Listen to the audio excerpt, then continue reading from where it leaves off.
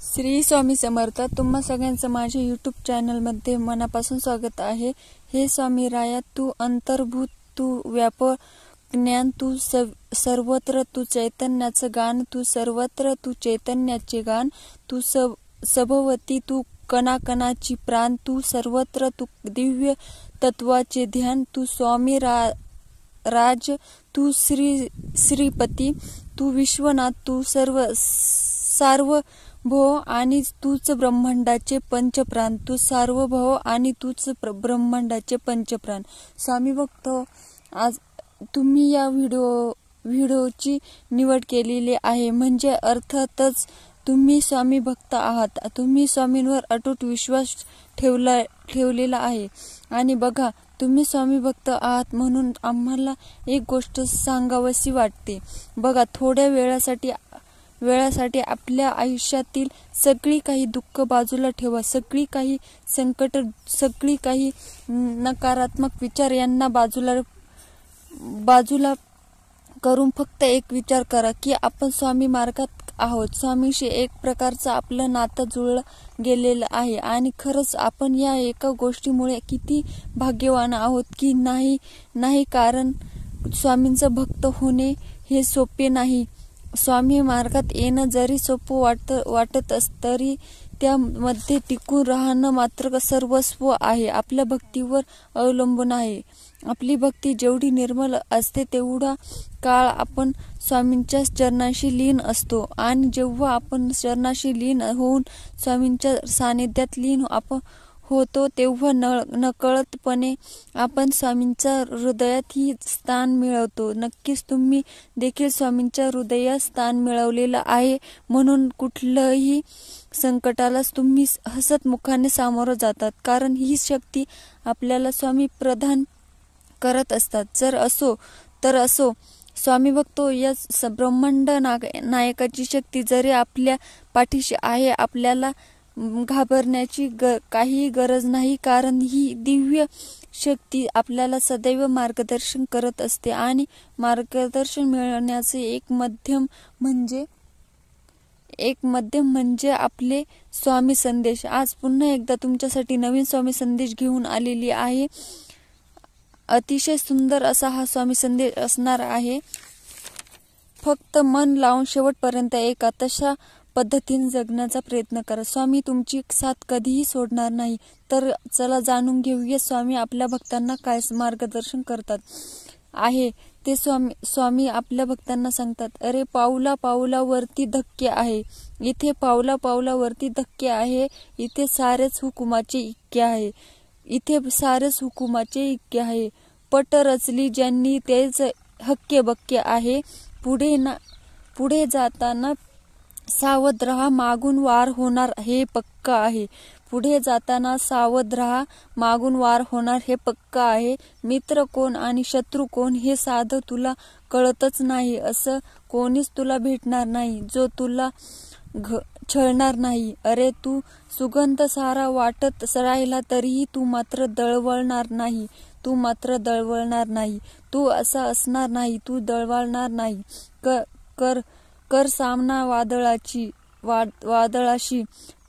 त्याच्यापासून पळू नकोस, सामोरं जा संकटांना, त्यांना पाहून भिवू नकोस। अरे कर सामना वादळाशी, त्याच्यापासून पळू नको, सामोरं जा संकटांना, त्यांना पाहून पळू नको।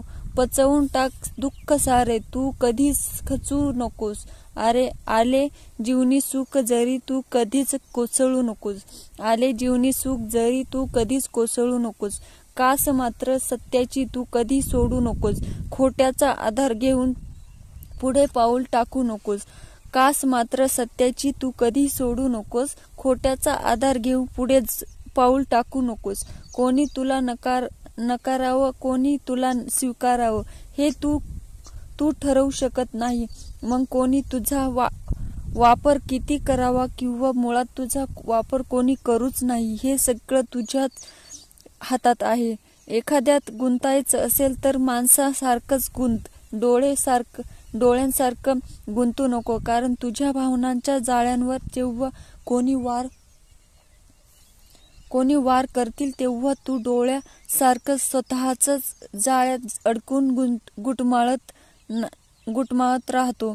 एकटेपणा वाट्याला आल्यावर नको संकटात जेव्हा तुला एकट्यालाच प्रयत्न करायला लागताना तेव्हा समजून जायचं हा ब्रह्मांड नायक तुझा हा स्वामी तुझ्या पाठीशी सदैव उभा राहणार आहे.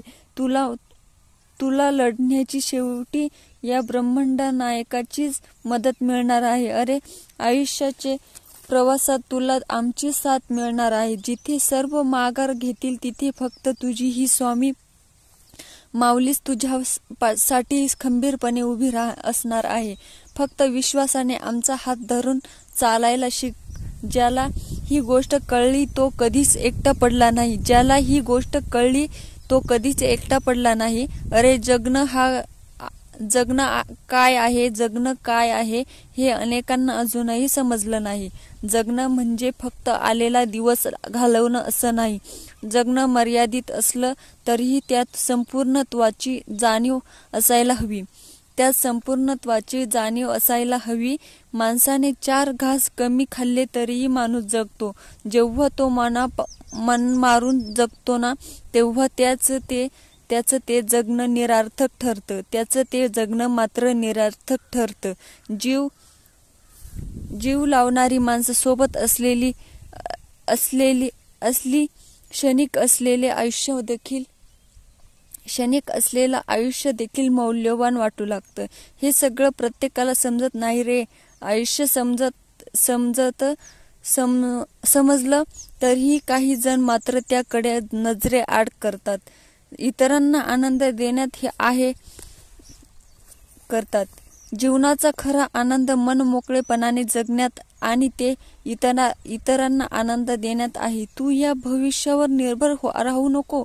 वर्तमानात जगायला शिक. जो वर्तमानात जगतो तोच चिरकाल सुखी राहू शकतो. भविष्याचा विचार करून आजचा आनंद देखील तू गमावून बसशील. अरे भविष्यात सावरायचंच आहे तर म्हणून तू वर्तमानाला विसरू नकोस. वर्तमान जेव्हा तू आनंदात घालवशील तेव्हा खऱ्या अर्थाने भविष्याचे आनंद क्षण तुझ्या वाटेला येतील. याची शाश्वती नाही. ज्या भविष्यावर तू निर्भर आहे ते परोपाला जाईल. याची शाश्वती नाही. ज्या भविष्यावर तू निर्भर आहे ते परोपाला जाईल. कारण बऱ्याच गोष्टींचं नियोजन तू करतो परंतु ते सत्यात उतरणं मात्र नियतीच्या हातात असतं. म्हणून भविष्याचा अतिविचार करण्याचा तू कधीही जाऊ नकोस. त्यांनी फक्त तुला त्रासच होईल.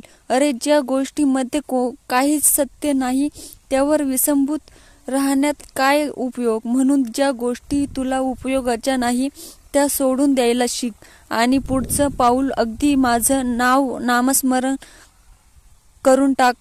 नामस्मरण टाकत जा. तुला प्रत्येक पावलावर माझी साथ लाभल्याशिवाय लागणार नाही.